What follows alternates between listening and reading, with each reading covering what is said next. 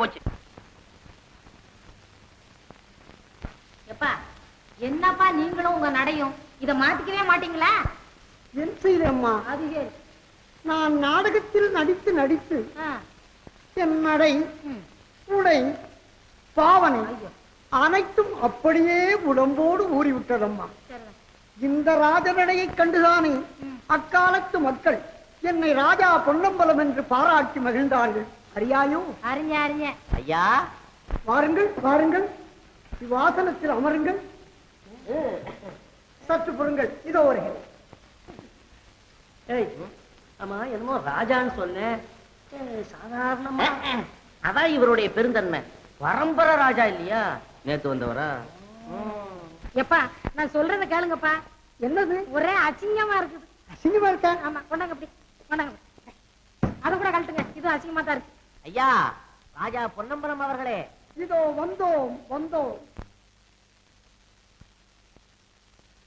இவரை எங்கோ பார்த்ததாக. நான் தான் டேப் அடிக்கிற சொக்கன். ஆம், சொக்கன் சொக்கன். யாம் கண்டு கழித்தோம் தர்பாரினை. அப்பா சாதாரணமா பேசுங்களேப்பா. அங்க நாம் பேச இயலவில்லையே. ராஜா மாதிரியே பேசுகின்றாரே. இப்பொழுது என்ன ராஜா?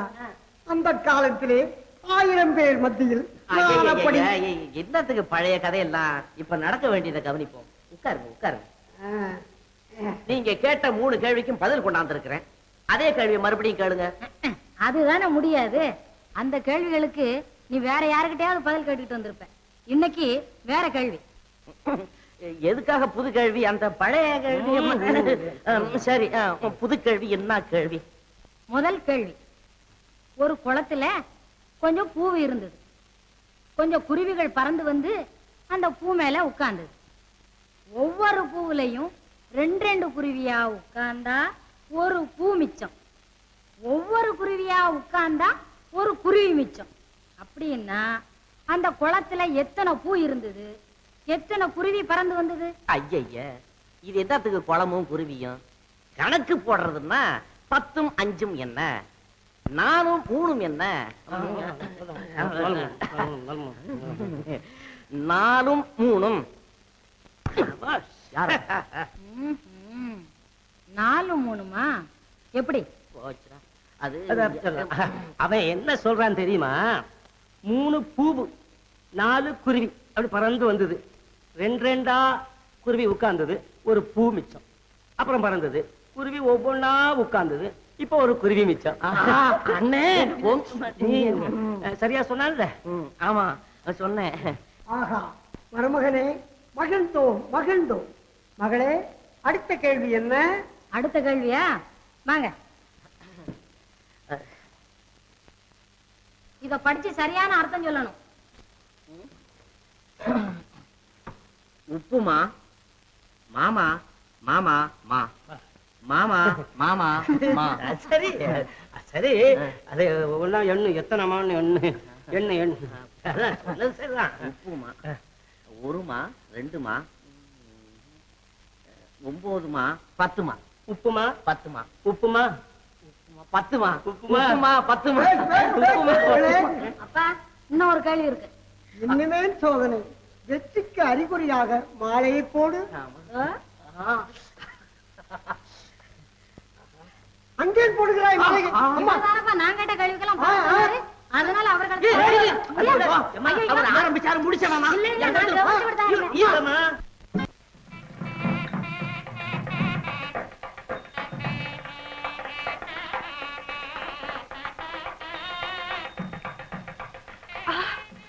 என்ன பொறுக்க? தலைவலி. தலைவலியா? ஆமா, ஏதோ மாய தலைவலி, தாங்க முடியவில்லை அம்மா. துர்கா, நீ ஓய்வு எடுத்துக்கொள். போ, நீ போய் வைத்தியரை அழைத்து வா. வேண்டாம் வேண்டாம், தானே சரியாகிவிடும். நீங்கள் போங்கள் அம்மா.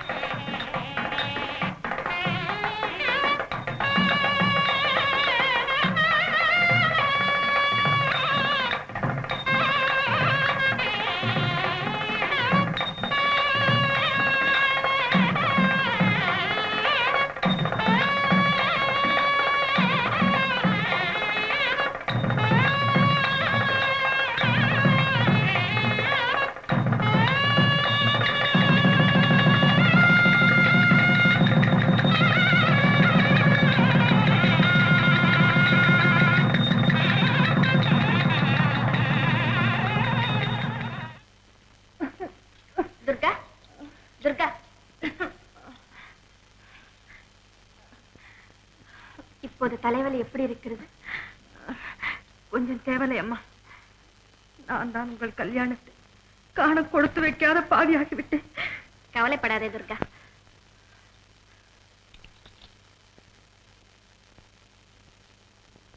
நீங்கள் எல்லாம் போங்கள். இளவரசி கொஞ்ச நேரம் ஓய்வாக இருக்கட்டும். போங்க. அந்தரங்கம், நீயும் தான்.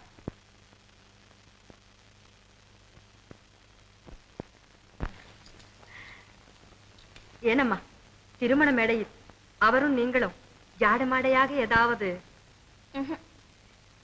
அவர் மட்டும் ஒரு தடவை கலா என்று மெதுவாக கூப்பிட்டார். நான் வாயை திறக்கவே இல்லை. மெதுவாக கிள்ளினார். என் ஜடையை பிடித்து படி. இந்த ஆண்களே இப்படித்தானம்மா, அவசரக்காரர்கள். அப்புறம் அதெல்லாம் சொல்லி தெரிய முடியாத இன்பமடி.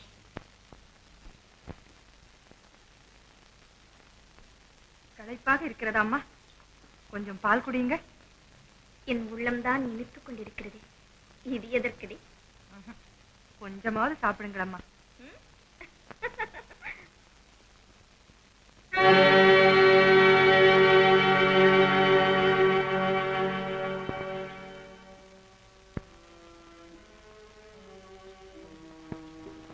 துர்கா, இனிமேல் நீ என் தோழி இல்லை. இவ்வளவு காலம் நீ என்னுடன் இருந்ததற்காக அவருடைய நாட்டிலே உனக்கு ஒரு பதவி தரப்போகிறேன். இந்த நன்றியை நான் ஒருபோதும் மறக்க மாட்டேன் அம்மா. துர்கா, இன்றே என்னுடன் புறப்படு. நானா?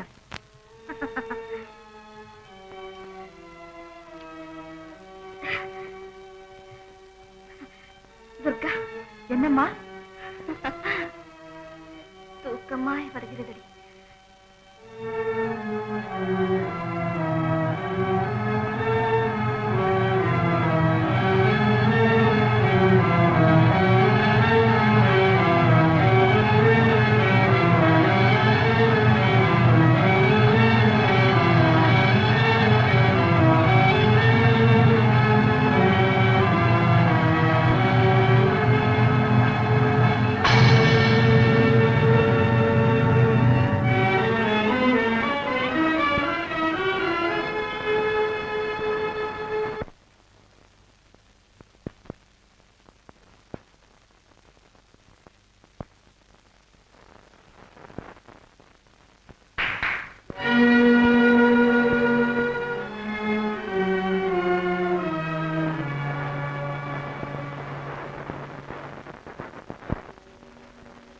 இளவரசி திருமண உடையில் இருந்தாளே?